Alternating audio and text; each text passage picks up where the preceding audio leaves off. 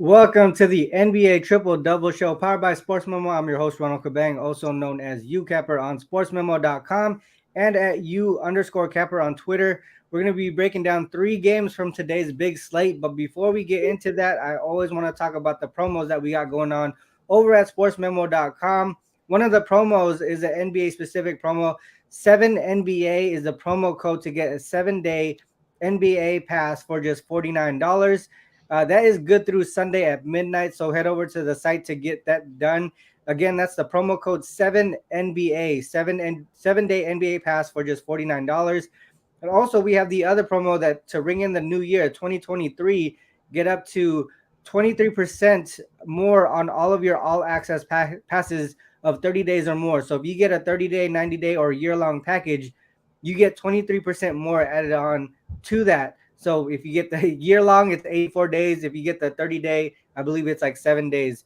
That's all. That's an awesome deal there. No promo needed. It's one of the specials that you can find on all of your cappers pages. The other promo we have is the $2 Tuesday cappers. They're all 3 of them are still available. They are in football. 2 NFL games, 1 national championship game, including our guy Nick Parsons, who's going to be with us today. The Insiders Room, Dan Kaiser and Tim Michael as well. So head over to the site once again after the show, sportsmemo.com. All the promos, all the deals are available right now. Make sure you hit the like and subscribe button before you go as well. It's going to help us tremendously with the NBA Triple Double. This is one thing that we want to continue doing, and the likes and the subscriptions are going to help us continue to do the show here. With that said, let's get Matt in here and Nick Parsons, one of the $2 Tuesday guys in the building. How was you guys' day yesterday? We had a small slate yesterday. We were just talking right before the show some bad performances by teams that we thought were gonna perform a little bit better. But how did you guys do yesterday, Nick? I came up just short with the Magic, and that's kind of been what the season has been like for me. I've just been treading water. I'm just hovering just over, just at 0 units basically. It's been one of those types of seasons. I go on a big run and then I take a step back as well. But listen, we still have a lot of this season left. I've been getting a better and better read, so I'm excited moving forward for sure. Yeah, I went on a 4-1 day, and then yesterday I went 3-1. But luckily, two of the losses were the smaller unit play, so I didn't. I still up on the week. Matt, how's your week been going in the NBA? Yeah, same thing. I'm up on the week. Yesterday, not a good day at all. It was a 2-4 day, and kind of like Nick, I was backing the Rockets. I'm one of those guys. I love the Houston Rockets sometimes, maybe a little too much after last night.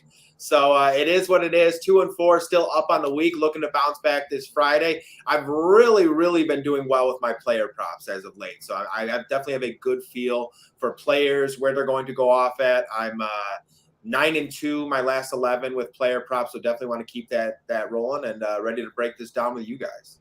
Yeah, let's get into it. We got the Bulls and Sixers up first here. Bulls coming off a big win over the Nets on Wednesday, stopping that big winning streak by the Nets. This is the first leg of back-to-back games. They do face the Jazz tomorrow at home. They've kind of been alternating home and road games this last few games. So, but they've been staying on the East Coast, so maybe the travel fatigue isn't too bad, even though they've been traveling between games.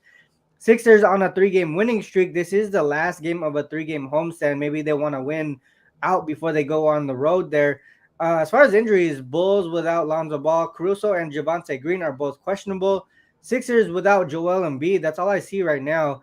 They did play each other earlier this season already. Sixers took that matchup 114-109. Chicago were 2.5-point favorites. Sorry, Sixers were 2.5-point favorites. Both teams were pretty much at full strength in that game, but now the Sixers without Embiid, that could be a big impact there. How do you look at this game here, Matt? Yeah, so for this one, honestly, it's kind of similar how I viewed the Brooklyn Nets spot. I like the Bulls in that spot to go in and cover that spread, and they're one of those teams, they have beaten some of the upper teams throughout the NBA, and they generally play at the level of their opponent. If they play a good team, they tend to play very well and compete throughout. If they play a bad team, they tend to play down to that opponent as well and generally lose those games. Again, to your point, this is a spot where the Bulls will potentially be without Alex Caruso and Javonte Green. And I actually personally believe that the loss of Alex Caruso is bigger than a lot of people think, just because the 76ers, especially without Joel Embiid, will be very guard heavy in this matchup. They're going to be relying on guys like James Harden, guys like Tyrese Maxey, DeAnthony Melton, Shake Milton, and guys like that. So they definitely need those defenders like Alex Caruso to help with James Harden, to help with Tyrese Maxey. And, the 76ers at home this season actually have a 15-5 against the spread record.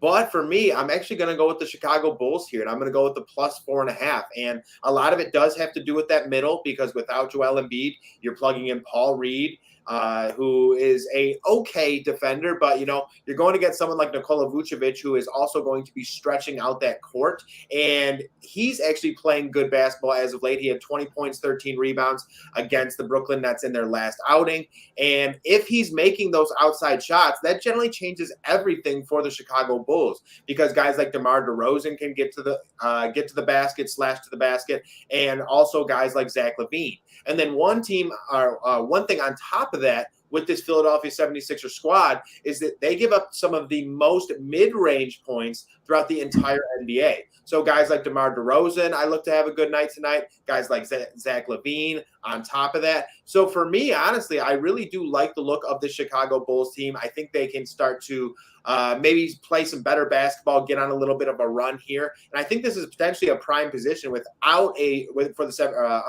the Bulls, due to the fact that the 76ers do not have Joel Embiid. You have to remember, when a guy like Joel Embiid misses, those points have to go somewhere. Those shots have to go somewhere. The usage, a little bit of everything. And although the 76ers have quality players who can fill that in, I just think it might be a little too much going against a Bulls team who also has guys on their team who can go out and get their own, DeRozan, LaVine, Vucevic, and, some other guys like on the bench, maybe Kobe White, who knows. So for me, I'm going to be backing the Bulls here with the +4.5, and I really do like this look tonight.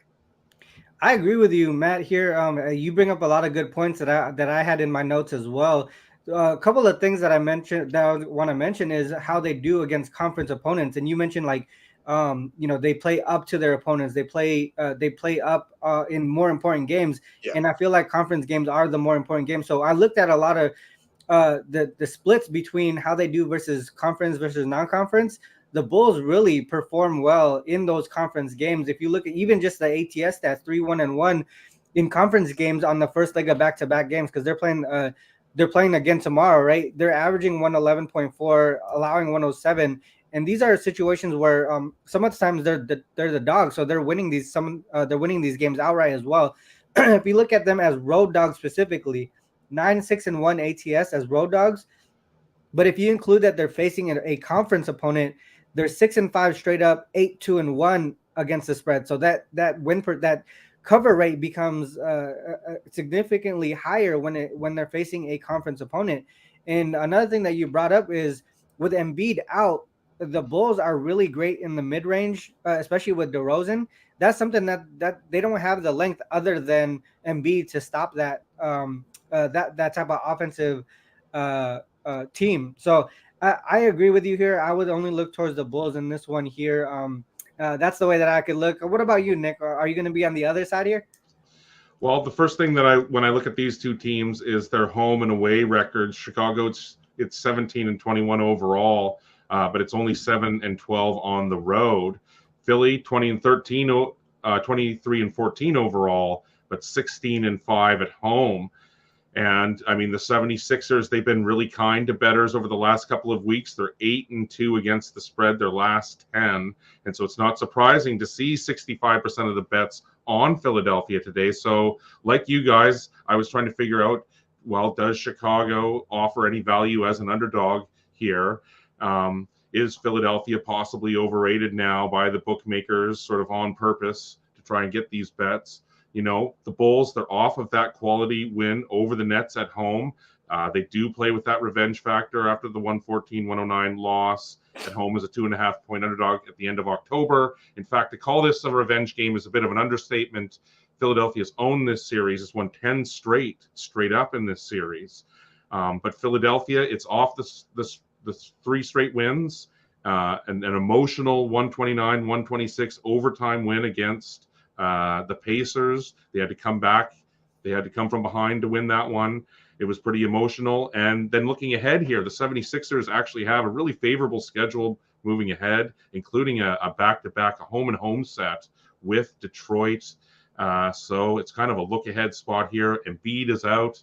I mean, I don't absolutely love it, but you know what, guys? I'm with you. I'm getting in the car. I'm going to grab those points. I like Chicago. Yeah, that's a good point.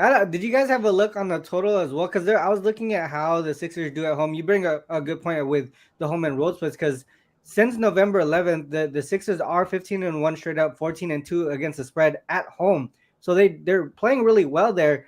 For me, the reason why we go with the Bulls, I think it's just a spot play, right? This is one where we feel like the Bulls should be able to take advantage of the Sixers here without Embiid. Also a matchup. But during that time frame, they're averaging 116 per game, allowing 106.6 per game. Even without Embiid, that should shift a little bit. I would assume they would play a little bit of a faster pace. Would you look towards the over because of that, or what do you think here? Matt, let's start with you.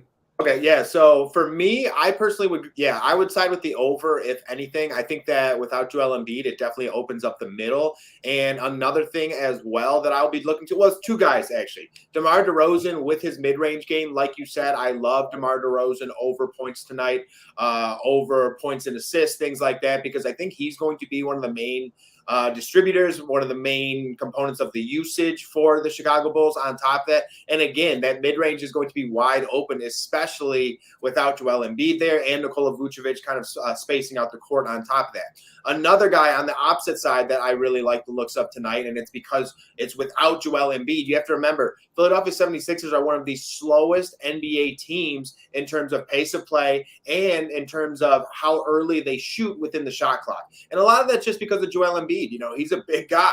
He's got to get up and down that court. He's got to post up, and then sometimes he posts and reposts. So he's got to get in his position before kind of getting into his rhythm, getting a shot up, whatever he wants to do.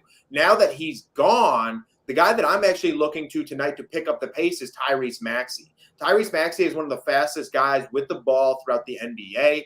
And without having to wait for Joel Embiid, I think Maxey and I think Harden are both going to push the pace and both going to attempt to slash to the basket on top of that. Nikola Vucevic has little to no defense, doesn't protect the rim. All he does is rebound. So there's really not a worry there either. So for both teams, neither have interior defense. Joel Embiid is out, and then Nikola Vucevic doesn't guard anything. So again, I think the over is definitely the look tonight, and I think you should see a higher pace than usual from the 76ers team. Yeah, almost sounds like a layup drill or mid-range jumpers all day, pretty much. All right, well, let's get into the next one here. We got the Wizards and the Thunder. Wizards are in good form. I feel like they are rested. They're prior to the loss to the Bucks on Tuesday. They did win and cover in 5 straight games.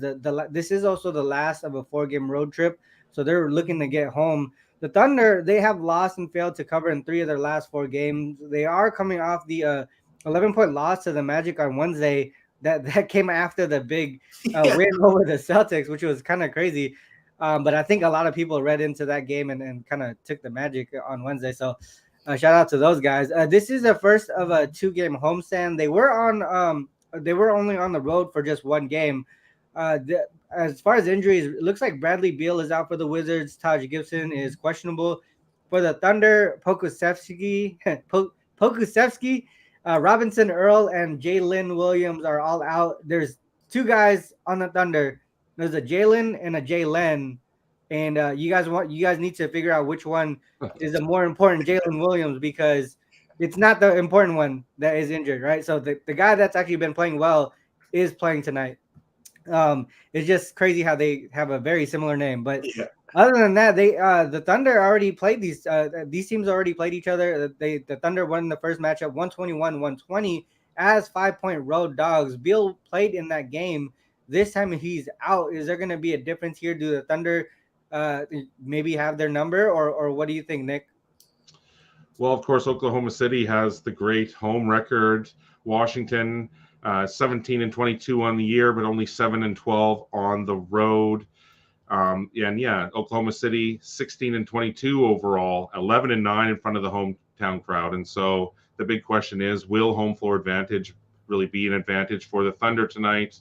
As you pointed out, Ronald, for a second there last week, Washington was like the best team in the league or something, covering and winning and covering in 5 straight games there. But yeah, they're off that 123-113 loss to the Bucks as 7.5-point underdogs. And, despite their winning run, the Wizards, they're still only averaging 112.1 points per game. But as you did point out as well, this is a revenge game for Washington. They lost that 121-120. They were a 5-point favorite at home in mid-November. For me, it's difficult to get a read on the Thunder. They're all over the place from one night to the next. They clobbered the Celtics at home 150-117, and then the next night they lost 126-115 to Orlando. The overwhelming amount of bets are on the home side here. I'm once again feeling kind of contrarian. I know Beal is questionable or possibly out for this one, but I'm kind of leaning to Washington and the points in this one. Yeah, I'm going to be talking about the total in this game here in the best bet section. What do you think, Matt, here? Is this something where even without Beal, the Thunder or the Wizards can take care of business? It's tough to take the Thunder as favorites, right? I mean, I'm looking at their record here as favorites, 3-7 straight up, 3-7 ATS. Can you back this team as a favorite regardless of who they're playing? So for me, if you're going to give me plus money for the Wizards against the Thunder on the road, I'm with that. Honestly, I'm backing the Wizards as well. This is a Wizards team that was playing pretty damn good basketball. They won 5 games in a row. They beat the Bucks in one of those games, and their last loss was against the Bucks as well in a back-to-back. So again, that's kind of a spot that you can somewhat expect. And I expect this Wizards team to play just as good of basketball during their win streak when they come into Oklahoma City. Oklahoma City had that crazy blowout win over the Celtics, which was pretty weird. And then they went on the road and lost to the Magic, and I think this is a Thunder team where, they are who we kind of think they are. And when a team like the Wizards can go on the road and face them, they're very capable of beating them in their house. And I actually think the Wizards are a far better overall team, if I'm being honest. This is a Wizards team who's 15th in terms of adjusted rating, and also has the second toughest schedule throughout the entire NBA. So again, they're battle tested, and in many situations, they've actually beaten those teams, okay? As for the Oklahoma City Thunder, they're 21st in adjusted net rating and have the 16th toughest schedule up to this date in the NBA. So again, when I break these two teams down, I again think this Wizards team is a far better team. Again, they beat the Milwaukee Bucks on the road recently and have shown the ability to go into the opposing team's house and win that matchup. And I think when you have guys like Kyle Kuzma and Kristaps Porzingis, I think both of those guys are actually tough matches for the Oklahoma City Thunder. They don't have a ton of size down there at this point in time. And then you also have two guys in Kuzma and Porzingis who stretch the court a little bit. So it also opens up that middle on top of that. And I do realize that this team is going to be without Bradley Beal, but this team's been without Bradley Beal for a significant amount of time already. They know how to play without Bradley Beal, and the guys who generally take over are Kuzma and Porzingis. And I think these are also the players who have the advantages in this matchup again. So for me, it's definitely going to be the Washington Wizards. I would actually play them on the money line in this spot. And on the other side, I'm actually looking to Shai Gilgeous-Alexander points. He's been rather inconsistent in terms of his points as of late. And a lot of that has been due to blowouts, some of it due to injury, stuff like that. But I think this is a great bounce back spot for him here against a Washington Wizards team. Getting that 30-plus points, I think it's very much in play. I think he's going to have a high usage. He's going to have high shots in this matchup. So that's another play I'm looking to as well. But for me, it's Wizards money line. I like it. I like it. That going with the money line. It's only a point and a half, so why not, right? You're gonna get plus 110 or something on that. Yep. I'd be down with the with the money line there. All right. Well, next up, like I said, I'm gonna be talking about that game during the best bet section, so I don't want to go too much on that one. Next up, we got the Clippers and Wolves here. Clippers, they're coming off a 31-point loss to the Nuggets last night. We were just talking about this. Like, they just did not show up at all. They're now on a 4-game losing streak here. This is the second of back-to-back road games as well, so they had travel between the games. The Wolves are on a 2-game winning streak. This is the last of a 4-game homestand for them as well, so they probably want to win this last one before they go on the road. Injury report: no Batum, no Wall. We will see if PG or Kawhi plays on the second of back-to-back games. They didn't play that many minutes last night because of the blowout, but we talk about it all the time. The Clippers are one of the worst teams with the injury statuses. So if I were to bet this game, I would wait until we get confirmation on PG and Kawhi. Wolves will be without Cat. Forbes and Naz Reid are both questionable there. From a matchup perspective, they have played each other already. Clippers won the first matchup between the two teams, 99-88 in LA as 7-point favorites. Now, no Cat or Russell in that game. They will have Russell, but no Cat today. Clippers, I think in that game, no Norman Powell, no John Wall. So I don't know. This is a tough one. Like I said, Clippers are a hard team to figure out, especially with the roster situation. What are your thoughts on this one, Nick? Yeah, as you pointed out, they've lost 4 straight. They're off the 122-91 loss at Denver. That was just last night. Obviously, a big reason for the decline has been the offense for LA. They're only averaging 109 points per game. That's 30th in the league. And Minnesota, as you pointed out, it plays with revenge here. It lost 99-88 in LA back on December 14th. And the total in that one stayed well below the posted number of 221 in that one. And so now we have an even higher total in this game tonight, around 225.5, 226. And I mean, Minnesota is right in the middle of the pack in scoring. It averages 114.6 points per game. Ronald, you pointed out it's off the back-to-back victories. But they have a chance to actually put a string of wins together here. If you look at their schedule coming up, they have a favorable schedule coming up. After this, it's against the Rockets and Pistons. So you know what? For me, I have 2 leans on this one, despite who's playing or not. I like Minnesota in this one, guys. I think they're playing better right now. I think they'll use that revenge factor to their advantage. And I also like the under in this one. I think that they'll get a few more points than what they had in LA, but I still don't think that they'll reach their offensive averages here. And so I like 2 things here. I like Minnesota and I like the under. I like it. I mean, it makes sense, right? The momentum is swinging in one way versus the other. I think that momentum towards Minnesota here is more so that they're starting to play together as a team, even though there is some news that maybe they don't like each other in the back. But we'll see how that goes. Matt, what do you think about this one? Yeah, I don't know. I'm kind of with you on this one, Ron. I don't like this game at all, if I'm being honest. I think this is a game that's pretty tough to read, especially after last night with the LA Clippers getting blown out by the Denver Nuggets, being down around 40 points at half. And then again, the Clippers injury report is just something I can't ever buy into and I can't ever trust because, and any given night, either Paul George will sit, Kawhi Leonard will sit, or both will sit. You know what I mean? And then that's going to alter the spread greatly. So one thing I would say is if you like the Timberwolves tonight, take them now rather than waiting, because if Paul George is declared out or if Kawhi Leonard is declared out, you're going to get a worse line, maybe in 4, 5, 6 hours, something like that. And on top of that, this is a Timberwolves team who has been playing better as of late. They're 18-21 on the season. But again, it's one of those spots where I just don't like this game at all, because what if Paul George and Kawhi Leonard sit, and then it's one of those weird injury replacement theory games where they come into the Timberwolves and play really good on the road, So that's just kind of where I'm at too. I would also lean to the under. I don't think a ton of points would be scored here. So I suppose if there was anywhere to go, it would be with the under. And you guys know me. If you've been watching the show from the beginning, I don't very often pass on games. I generally give you something. But even from the player prop perspective here, a lot hinges on Kawhi and Paul George. There's a trickle-down effect with all of that.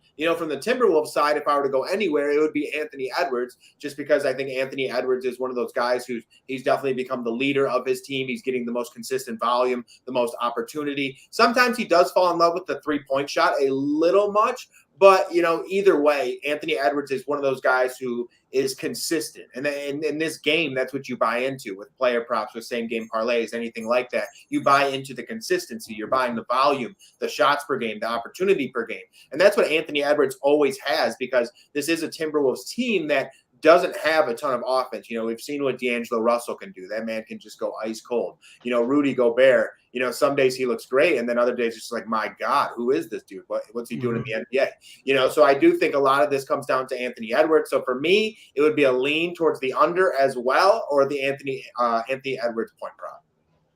Yeah, this is tough. I mean, you would think after a performance like that, the Clippers would want to bounce back and show who they are. I mean, we talked about it, or like I talked about it on the show yesterday with the Celtics, right? Like the Celtics after the performance against the Thunder, you would think that they would want to come out here with a sense of urgency with how they performed. Clippers should be in that same category right now, right? That was an embarrassing performance against a key opponent, and I don't know. To me, if the Clippers don't come out strong here, there's something wrong. I mean, I think I look at when they lost by 20 or more in the following game, they do come out with a sense of urgency. They win that first quarter 29 to 24 and a half. So 2 game sample size, but averaging 29 to 24 and a half. So they win that first quarter, but they're not covering the spread there. They're favorites in both games. So they're 2-0 straight up, 0-2 against the spread. Both times they were favorites. This time they're a dog. I don't know where to go with it, but hopefully that information is helpful to somebody. Maybe the Clippers come out strong in that first quarter again, and then we just go, get in and get out, right? Take that first quarter with the Clippers because there's gonna be a sense of urgency there, and forget the rest of the game. That might be a way to look at it. Who knows? This one is tough though, but I would before I bet on this game, I would wait for any statuses with Kawhi or PG. They're so important to this team here, especially with how they start the game. Yeah. All right, so with that said, best bet time. Let's go with Nick here. What is your best bet for today's show, and what do you have going on the premium side here? Well, this is a bit of a sneak peek, guys. This is, in fact, my 10-star total bookie killer posted right now at SportsMemo. So this is a bit of a sneak peek for the audience. So I guess for this one, I'm standing in front of the train here.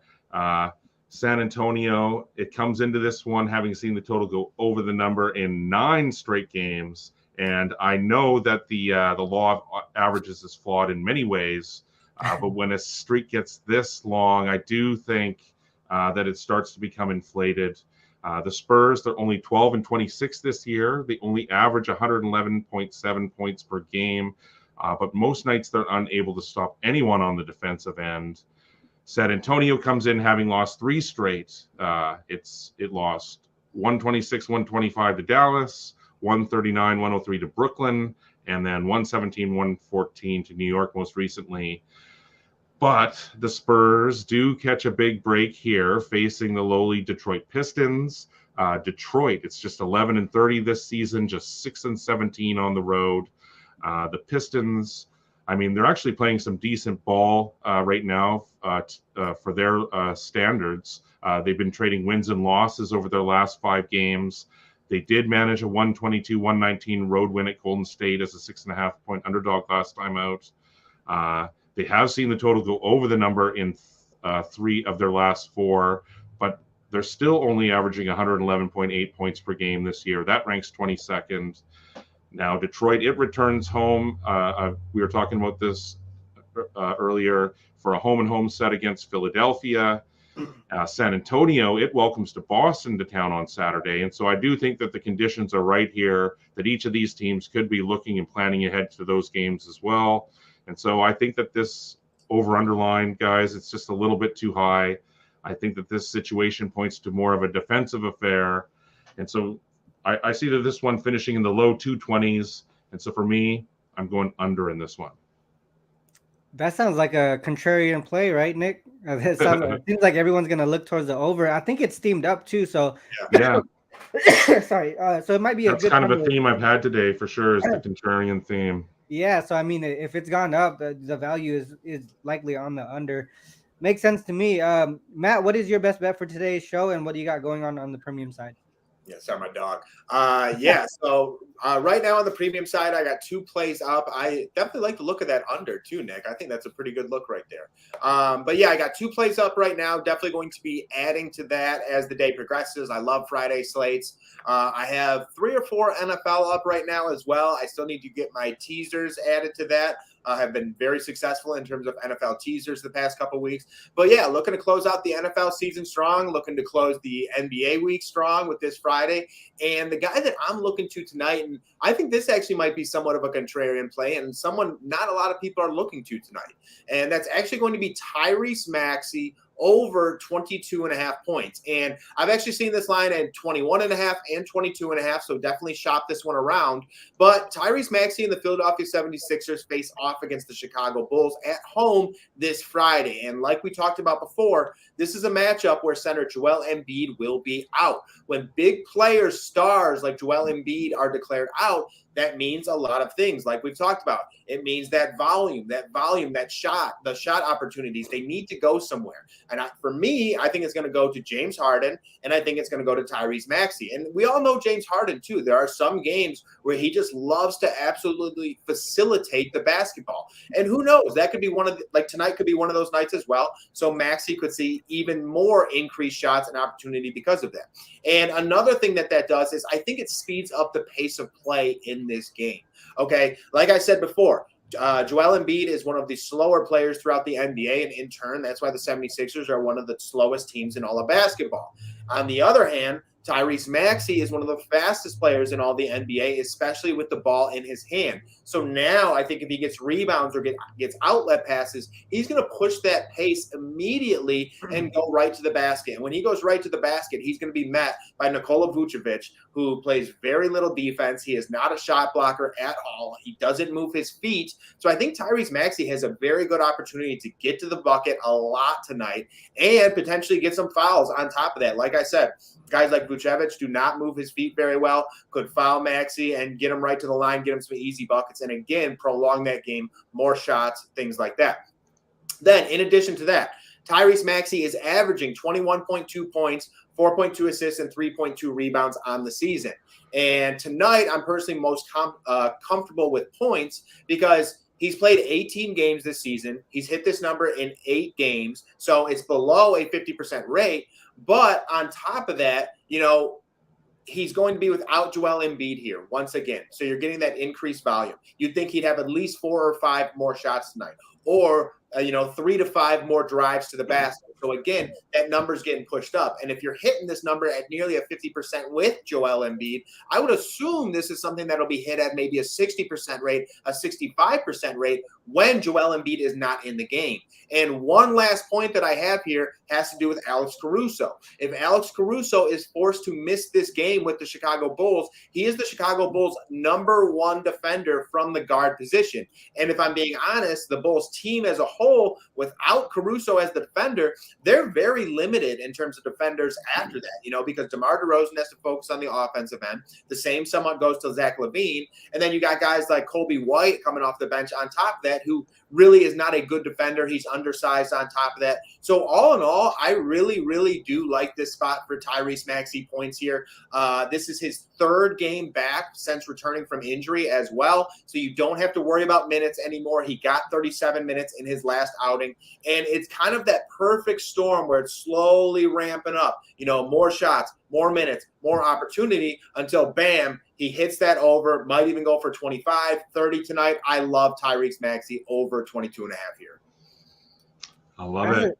That's a good look. Yeah, I mean, we already talked about how his game kind of correlates in how the Sixers do without Embiid, right? I mean, faster pace, and then also there's a chance that they run Vucevic off the court, right? If they play a quick pace, they'll have Vucevic off the court, and that length. Derek Jones or someone. Yeah, exactly. Yeah, so I love that look. That's a dope look. All right. Well, for me, my best bet, I'm gonna go back to one that we talked about earlier, the Wizards and the Thunder here.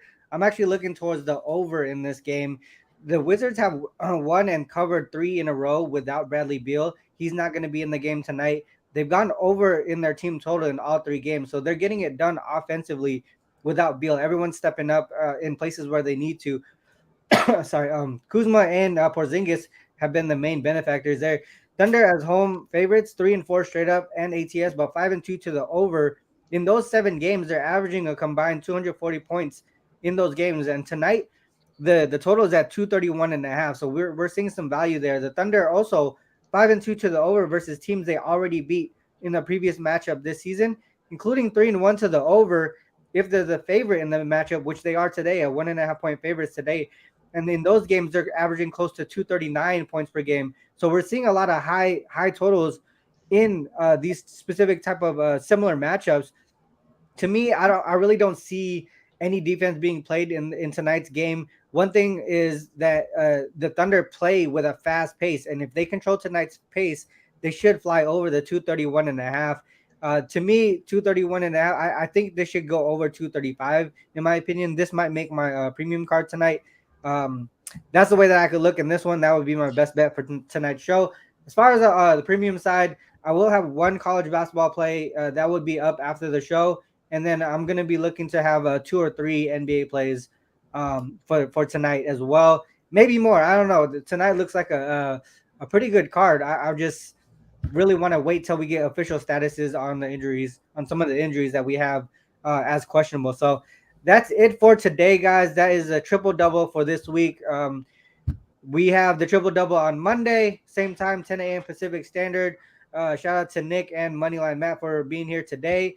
Till Monday, good luck with everyone's action. Good luck. Peace. Peace.